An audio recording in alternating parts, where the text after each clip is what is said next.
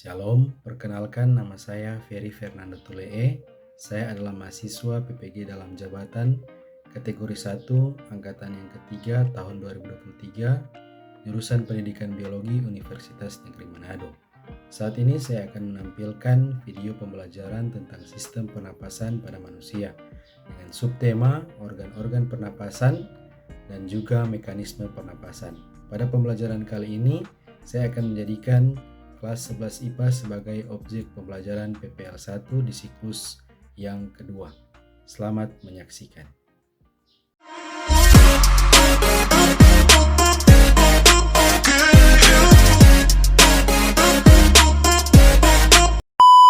Mari kita bahas struktur dan fungsinya satu persatu. Pertama, rongga hidung. Rongga hidung merupakan tempat masuknya udara dari luar. Rongga hidung selalu lembab karena adanya lendir. Di dalam rongga hidung juga terdapat tulang hidung, serabut saraf pembau atau olfaktori, serabut saraf menuju otak, dan rambut-rambut halus atau silia saraf pembau.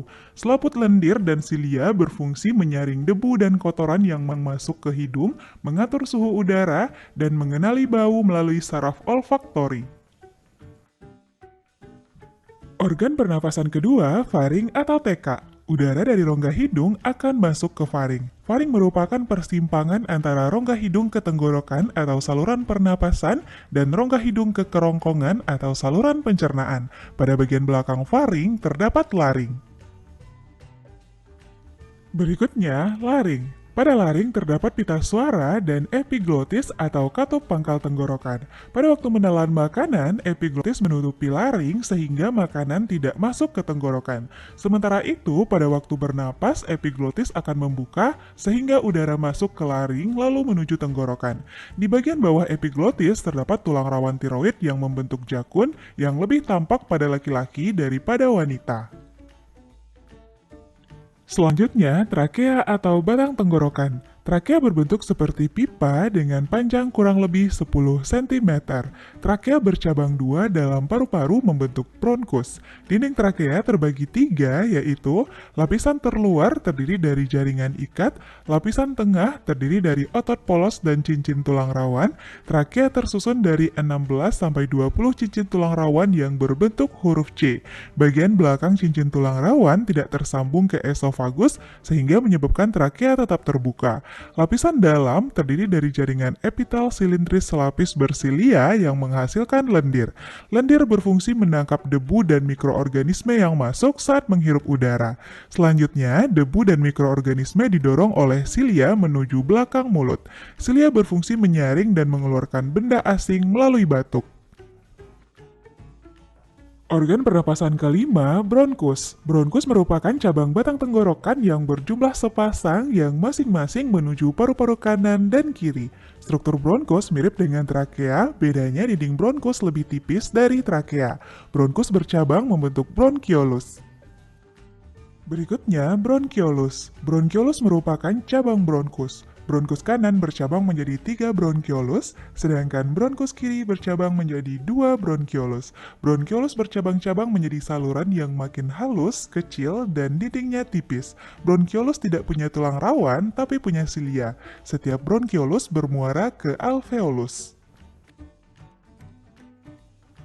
Organ selanjutnya, alveolus. Alveolus merupakan saluran akhir pernapasan. Dinding alveolus banyak mengandung kapiler darah. Pada alveolus terjadi pertukaran oksigen dengan karbon dioksida dari sel darah ke udara. Struktur alveolus yang mendukung pertukaran gas yaitu dinding yang sangat tipis sehingga gas-gas dapat berdifusi dengan mudah melewati membran alveolus. Alveolus berupa kantong-kantong kecil mirip anggur atau alveoli yang jumlahnya sangat banyak karena fungsinya memperluas permukaan untuk pertukaran gas. Permukaan dalam dilapisi epitelium sehingga memungkinkan difusi gas antara karbon dioksida dengan oksigen, dan bagian luar terdapat kapiler darah yang mempercepat terjadinya proses difusi dan pengangkutan gas. Dan organ pernapasan terakhir adalah paru-paru. Paru-paru merupakan alat utama pernapasan manusia yang terletak di rongga dada bagian atas. Paru-paru berjumlah sepasang, yaitu paru-paru kiri dan kanan yang terbagi lagi menjadi belahan atau lobus. Paru-paru kanan mempunyai 3 lobus, sedangkan kiri 2 lobus. Paru-paru dibungkus oleh selaput tipis rangkap 2 yang disebut pleura. Kedua paru-paru dibatasi oleh cairan pleura yang berfungsi sebagai pelumas sehingga mencegah terjadinya gesekan antara paru-paru dan dinding dada yang bergerak saat bernapas. Nah, teman-teman, itulah keseluruhan organ pernapasan kita. Bisa dipahami ya?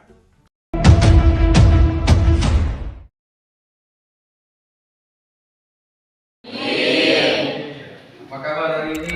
Baik. Kita akan memulaikan pembelajaran kita hari ini. Untuk membuka, mohon kesediaan dari Tasya.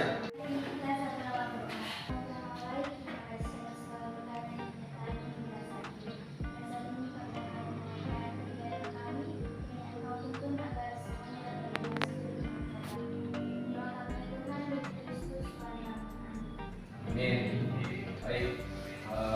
Jadi dan tentunya sesuai dengan jadwal hari ini kita sudah masuk semester 2 ya, atau semester genap. Semester genap ini kita akan mempelajari pertemuan hari ini kita akan belajar tentang sistem pernapasan. Mungkin adik-adik sekalian sudah pernah mendengar apa itu sistem pernapasan. Jangan tegang. Belajar jangan tegang. Santai saja. Oke?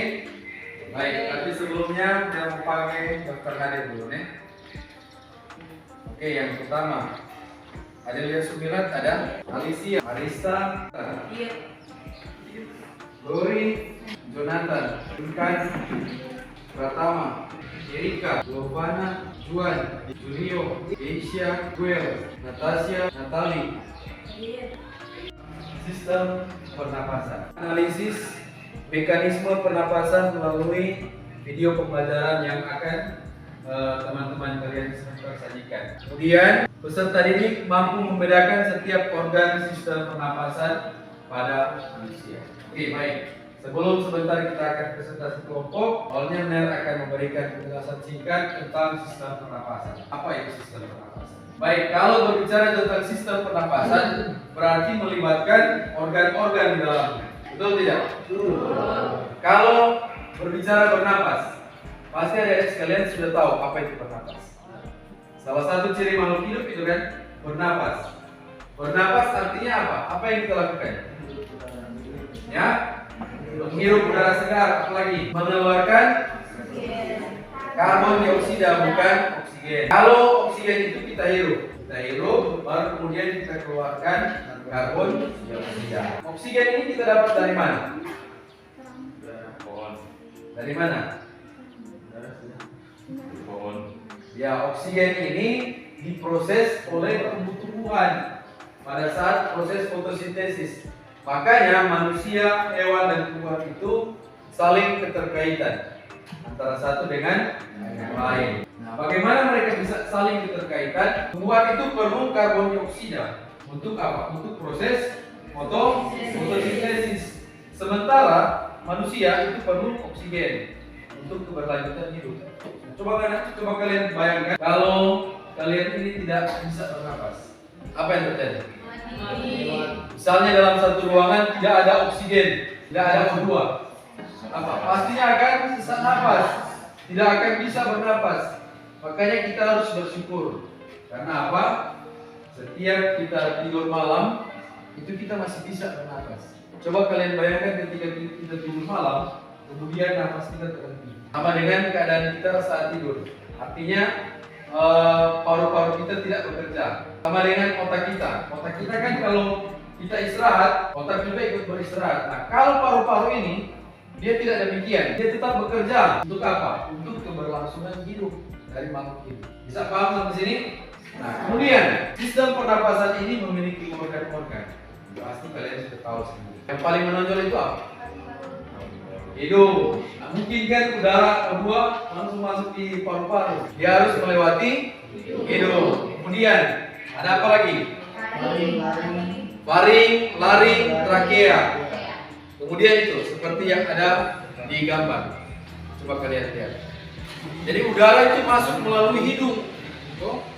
Kemudian diteruskan faring, laring, trakea, kemudian ada di paru-paru. Nah, paru-paru kita itu bercabang. Nanti sebentar kalian akan presentasi untuk lebih jelasnya. Jadi untuk dari NER, nanti kita akan lanjut diskusi sebentar. Kita akan saling bertanya tentang sistem pernapasan ini lebih dalam. Oke? Bisa? Nah, baik. Untuk presentasi yang pertama, saya serahkan kepada Glory, Matiawa, dan kawan-kawan. Silakan berada di depan. Silakan. Ya, langsung ke depan.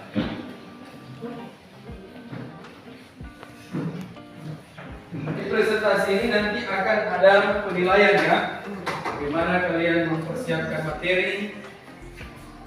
Silakan tampilkan video tentang sistem pernapasan. Terima kasih atas kesempatan. Kami dari kelompok 3 akan mempresentasikan tentang sistem pernapasan. Pada materi ini kita akan membahas tentang organ-organ pernapasan, mekanisme pernapasan, mekanisme pertukaran gas, volume dan kapasitas paru-paru, gangguan dan sistem pernapasan.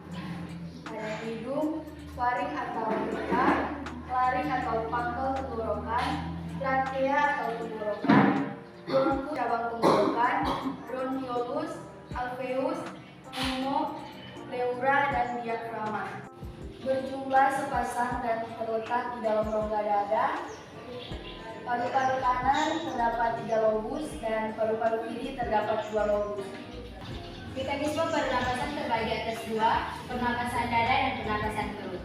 Dalam pernapasan dada, otot-otot antara tulang rusuk luar atau intersal lalu ke tulang rusuk, dan tulang rusuk itu akan menghembuskan udara. Otot-otot antar tulang atau interkostal akan berrelaksasi, tulang rusuk menurun, volume rongga dada mengecil, paru-paru mengecil, tekanan udara di paru-paru membesar, udara keluar. Merupakan kebalikan dari insalasi.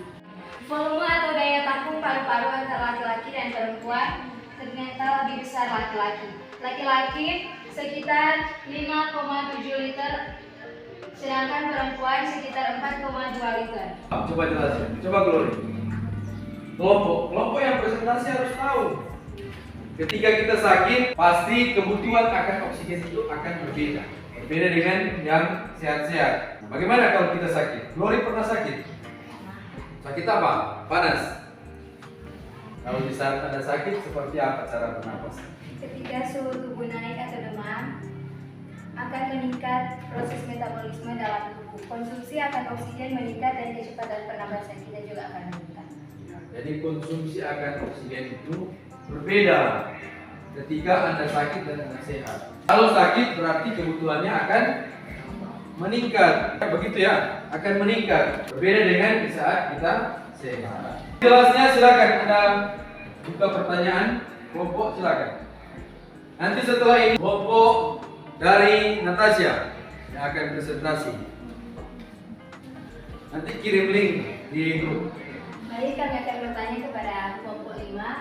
Apa peran diafragma dalam pernapasan dan bagaimana mekanismenya bekerja? Silakan jawab. Terima kasih atas kesempatan. Jadi pada saat ini kami kelompok 5 akan menjawab pertanyaan dari kelompok 5. Menurut kelompok kami, diafragma adalah organ rangka tubuh yang berada di dasar dada dan memisahkan perut dari dada. Diafragma berkontraksi dan bergerak mendatar saat kamu menarik nafas. Peristiwa ini menciptakan efek vakum yang menarik udara ke paru-paru. Oke, silakan. Ada lagi yang ingin bertanya? Baiklah, kami dari kelompok 1 akan memberikan pertanyaan. Jelaskan apa yang terjadi dengan bentuk trakea ketika seorang menelan makanan berukuran besar. Mengapa ini terjadi? Silakan. Apakah mau ditampung dulu nanti dijawab sebentar? Saya akan memberikan pertanyaan. Mengapa terjadi yang berbeda-beda antara suara laki-laki dan suara perempuan? Wayan. Terima kasih atas kesempatan yang telah diberikan. Kami dari kelompok 4 ingin melakukan paru-paru merupakan organ pernapasan dan ekspresi. Zat sisa apa yang dikeluarkan oleh organ paru-paru? Jelaskan. Jawab pertanyaan dari kelompok 1. Jelaskan apa yang terjadi dengan bentuk trakea ketika seseorang menelan makanan berukuran besar. Mengapa ini terlihat? Jawabannya, jika seseorang menelan makanan dengan ukuran yang besar, makanan masuk ke anak tekak, makanan tersebut masuk ke kerongkongan. Hal ini membuat saluran tenggorokan menjadi sempit dan terganggu sehingga orang tersebut bisa tersedak. Terima kasih. Baiklah, kami akan menjawab pertanyaan dari kelompok 2, yaitu mengapa terjadi pola suara yang berbeda antara laki-laki dan perempuan. Jawabannya, karena pria memiliki pita suara yang lebih tebal dari pita suara wanita. Jadi pita suara pada manusia tergantung dari jenis kelamin. Apa suara laki-laki itu cenderung lebih besar daripada suara perempuan. Tadi sudah dijawab oleh kelompok, yaitu karena pita suara dari yang berjenis kelamin laki-laki lebih besar daripada dan tebal daripada yang berjenis kelamin perempuan. Silakan. Ada lagi yang mau bertanya? Silakan tinggal. Jadi kami akan menjawab pertanyaan dari kelompok 4. Zat sisa yang dikeluarkan oleh paru-paru. Paru-paru merupakan bagian dari sistem ekskresi. Paru-paru sebagai organ ekskresi mengeluarkan sisa limbah berupa uap air dan karbon dioksida. Terima kasih. Tadi itu sekedar kenalan tentang materi sistem pernapasan. Terima kasih kepada kelompok yang sudah boleh menjelaskan dengan sangat baik. Yang pasti kembali dengan menyampaikan bahwa frekuensi pernapasan itu dipengaruhi oleh 7 faktor. Jadi ketika kita bernapas, ada faktor-faktor yang berperan besar dalam kita bernapas. Yang pertama itu jenis kelamin. Baik pria dan wanita itu berbeda mekanisme ataupun frekuensi pernapasannya. Kemudian dari segi usia, yang sudah berumur tua dan muda itu pasti berbeda. Mau diajak lari pun pasti berbeda ya. Coba Miguel dengan Miguel Ketua, kalau lari sama lebih dulu, siapa yang bisa menang? Ya biasanya yang paling muda yang akan menang, karena dari segi usia itu dari frekuensi pernapasannya pasti berbeda. Kemudian posisi dan aktivitas tubuh. Ketika kita tidur misalnya, coba ketika Anda tidur tertelungkup dan Anda bernapas, pasti akan susah. Ataupun Anda tidur misalnya di dalam tempat yang pengap, tidak ada udara, pasti frekuensi pernapasannya akan berbeda dengan Anda tidur di tempat terbuka yang udara normal. Kemudian suhu tubuh juga pasti berbeda. Dengan di saat kita bernapas pasti akan ada perbedaan ketika kita sakit ataupun kita sehat, pasti itu berbeda. Kemudian gejolak emosi, ketika kita marah, kita senang, pasti berbeda juga frekuensi pernapasan kita. Kemudian status kesehatan, bisa kita sehat, kita sakit, kita bernapas itu pasti berbeda. Kemudian ketinggian tempat, semakin tinggi tempat, kebutuhan oksigen pasti akan berbeda. Anda lihat, pernah nonton film Superman? Jika dia terbang, itu bagaimana? Udara itu kan, oksigen itu pasti berkurang semakin tinggi udara. Berbeda kan? Tapi Superman ini hanya film fiksi yang memiliki kekuatan yang super. Berbeda dengan kita. Coba Julio kalau Anda terbang ke atas, atau misalnya Anda naik pesawat, kemudian jatuh dari atas, pasti akan mati di atas. Sebelum Anda jatuh pasti Anda sudah mati, karena kebutuhan akan oksigen itu tidak ada di udara tubuh Anda. Oke, baik, demikian. Sekali lagi berikan tepuk tangan untuk kelompok yang silakan kembali ke tempat duduk masing-masing. Oke, selanjutnya kita akan mendengarkan ice breaking dari Giovanna. Silakan Giovanna. Semua harus mengikuti gerakan dari Giovanna ya untuk ice breakingnya. Oke, silakan semua berdiri. Jadi saat ini kita mau ice breaking. Ini ke atas, kalau kita bagi apapun itu dimustikakan. Selamat pagi semua. Semangat, lebih semangat Pak. Selamat pagi semua. Baru lebih bagus kalau pakai gerakan begini. Pagi. Selamat pagi semua. Begitu tak kalau jadi anak mansa. Kita sebilang belakang, nanti dipakai meja. Kalau tak bilang tepuk tangan, ini tepuk tangan. Habis itu sebalik, kalau kita belum pakai meja, ini tepuk tangan. Coba kasih Nanti dulu. caranya begini, kalau tak bilang tepuk tangan toh. Ini pakai meja. Kalau tak bilang pakai meja, ini tepuk tangan. Oke? Tepuk konsentrasi. Tepuk meja.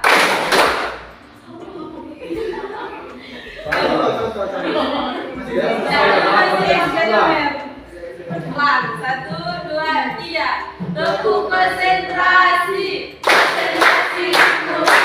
Tepuk meja. Tepuk tangan. Lebih cepat nih guys. Tepuk konsentrasi. Tepuk meja. Tepuk tangan. Tepuk meja. Tepuk tangan. Oke, baik.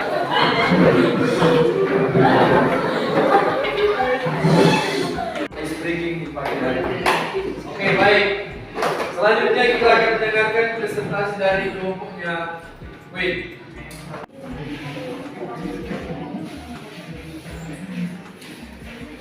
Perlu harus mengenal bagian-bagian dan fungsi dan sistem pernafasan. Yang pertama adalah hidung. Hidung pertama kali masuk pada sistem pernafasan. Udara pertama kali masuk pada sistem pernafasan melalui hidung dengan mekanisme inspirasi. Terima kasih atas kesempatan. Kami dari kelompok 1 akan memberikan pertanyaan.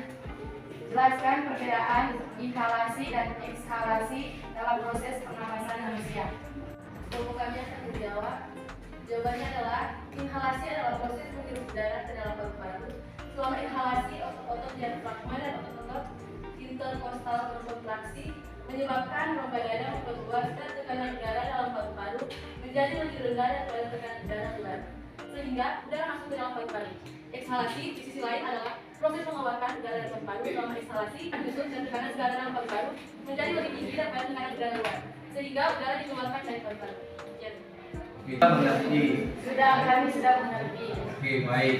Hal-hal apa saja yang dapat merusak sistem pernapasan pada manusia? Kami akan menjawab pertanyaan dari kelompok 2. Hal apa saja yang merusak pernapasan manusia? Yaitu paparan asap rokok, polusi udara, zat penyebab alergi atau alergen, zat beracun, kecelakaan, faktor keturunan, hingga penyakit tertentu. Terima kasih atas kesempatan. Kami dari kelompok 4 akan melanjutkan pertanyaan. Bagaimana cara sel-sel tubuh manusia menggunakan oksigen yang diambil dari paru-paru? Ya. Boleh. Menjawab pertanyaan dari kelompok 4. Bagaimana cara sel-sel tubuh manusia menggunakan oksigen yang diambil dari paru-paru? Oksigen akan dipindahkan ke aliran darah dan dibawa ke seluruh tubuh. Setiap sel dalam tubuh, oksigen akan ditukar dengan gas buangan yang disebut karbon dioksida. Karbon dioksida akan dikeluarkan dan darah dihembuskan keluar oleh tubuh. Kami dari kelompok 3 akan mengajukan pertanyaan untuk kelompok ini. Jelaskan bagaimana kapasitas vital paru-paru dapat diukur dan mengapa pengukuran ini penting dalam evaluasi kesehatan pernapasan. Terima kasih. Vital paru-paru dapat diukur dengan mengukur volume udara maksimal yang dapat dihirup dan diekshalasi oleh seseorang setelah melakukan inspirasi maksimal dan ekshalasi maksimal. Pengukuran ini penting dalam evaluasi kesehatan pernapasan karena dapat membantu mendeteksi gangguan pernapasan seperti penyakit paru-paru atau masalah pernapasan lainnya. Apa yang sudah boleh membawakan materi tentang sistem pernapasan? Silakan. Presentasi untuk sistem pernapasan hari ini, tentunya kalian berharap kalian bisa memahami, bisa mengerti apa yang telah disampaikan oleh teman-teman tadi. Jadi sistem pernapasan itu melibatkan beberapa organ, ya, dari hidung, apa lagi? Faring, trakea, bronkus, itu organ-organ sistem pernapasan. Dan semuanya itu saling mengaitkan. Jadi kalau di sistem pernapasan tiba-tiba alveolusnya tidak ada, apa yang terjadi? Pasti tidak akan terjadi pertukaran ya, dan kedua. Kemudian tentunya lewat sistem pernapasan ini kita bisa tahu bahwa ternyata oksigen yang kita hidup setiap hari itu yang bersifat gratis, ya, yang diberikan oleh Tuhan, itu secara cuma-cuma kita hidup. Dan itu sangat berguna bagi tubuh kita. Coba kalian bayangkan kalau manusia itu tidak memiliki oksigen, pasti apa? Mati. Jadi mari kita menjaga kesehatan organ sistem pernapasan kita supaya proses kita bernapas itu pasti berjalan dengan baik. Kalau mau jalan-jalan di tempat yang berdebu, usahakan menggunakan supaya tidak menghirup kotoran-kotoran atau polusi udara. Oke, baik, demikian presentasi hari ini. Selanjutnya kalian akan mengerjakan perlombaan kerja serta diri. Oke? Bisa kerja sama.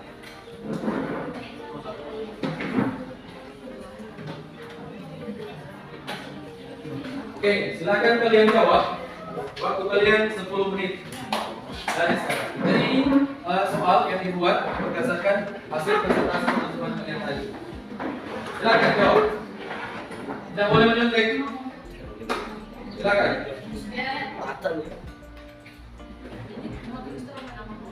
Ya.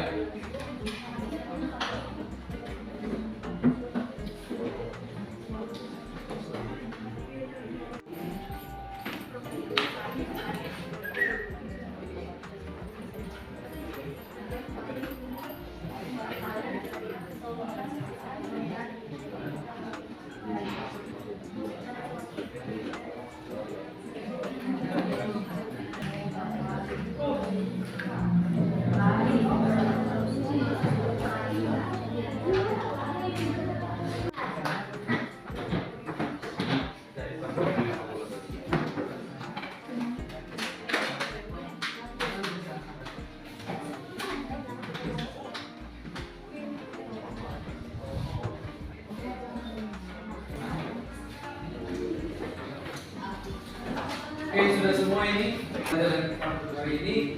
Semoga apa yang didapatkan hari ini boleh bermanfaat untuk kalian semua. Apalagi sistem pernapasan ini bukan hal baru sebenarnya buat kalian semua. Karena semua yang terjadi dalam sistem pernapasan itu yang kita alami setiap hari. Semua manusia itu kan bernapas. Karena bernapas ini salah satu ciri dari makhluk hidup. Baik, demikian kita akan tutup kegiatan kita hari ini. Kalau tadi sudah dibuka dengan doa, kita akan tutup dengan doa. Untuk doa tutup dipersilakan kepada Kim. Baiklah teman-teman, sebelum kita akan menutup pelajaran kita hari ini, segala puji syukur yang tersimpahkan kepada Tuhan karena atas berkat dan tuntunanmu, sehingga pembelajaran kami pada hari ini boleh berjalan dengan baik. Ya Tuhan, kiranya apa yang telah kami pelajari itu bisa kami pahami dan bisa kami ubah.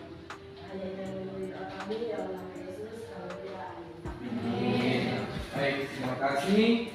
Sampai bertemu pada pertemuan berikut tentang gangguan pada sistem pernapasan.